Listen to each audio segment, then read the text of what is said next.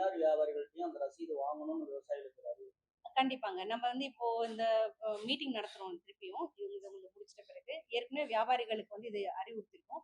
மீண்டும் ஒரு முறை நம்ம அவங்களுக்கு சொல்லிடுவோம். அவங்க அதுக்கு எந்த டிரான்சாக்ஷன் பண்ணாலும் அதுக்கு உரிய ரசீது குடுத்துறணும்னு சொல்றோம். அப்புறம் இந்த வருஷம் பார்த்தீங்கன்னா எல்லா போலிங் ஸ்டேஷன்ஸும் 100% சிசிடிவி இருக்கும்.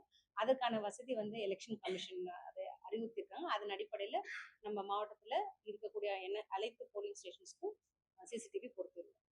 லாஸ்ட் டைம் மேடம் இந்த பார்லிமெண்ட் எலெக்ஷன் ஒரே நேரத்துல 3 கட்சி 4 கட்சிக்கு அனுமதி கொடுத்து ஈவினிங் டைம்ல பழைய பஸ் ஸ்டாண்ட்ல இஷ்யூ ஆயிடுச்சு. இப்போ இல்ல அதுக்கு தான் நாங்க திருப்பியும் இன்சிஸ்ட் பண்றோம். ஆன்லைன்ல நீங்க போடுங்க. யாரு ஃபர்ஸ்ட் குடுத்திருக்காங்களோ, யாருடைய ரிக்வெஸ்ட் ஃபர்ஸ்ட் வந்திருக்கோ அந்த ரிக்வெஸ்ட்ட நம்ம எடுத்துட்டு நம்ம அவங்களுக்கு குடுப்போம். ஏன்னா நீங்க நீங்க கேட்கிற மாதிரி என்ன இந்த 4 பேருக்கு குடுக்குறோம். இல்ல அதுல நீங்க ஃபேரா இல்ல அப்படிங்கிற ஒரு இது வரக்கூடாதுங்கிறதுக்காக நம்ம பொலிட்டிக்கல் பார்ட்டி மீட்டிங்ல இத தெளிவா சொல்லியிருக்கோம். நீங்க உங்களுக்கு தேவையான பெர்மிஷன் என்ன வேணும்னாலும் தயவு செய்து அத ஆன்லைன்ல இந்த ஆப்ல போட்டுடுங்க. சோ தட் அது எல்லாருக்குமே தெரியும். ஏன்னா யாருக்கு பார்த்தாலும் தெரியும். இதுக்கு முன்னாடி அவர் அப்ளை பண்ணியிருக்காருங்கிறது தெரியும். அதனால அதுல எந்தவித குழப்பமும் வராம கொஞ்சம் ஈஸியா பெர்மிஷன் குடுக்க வசதியா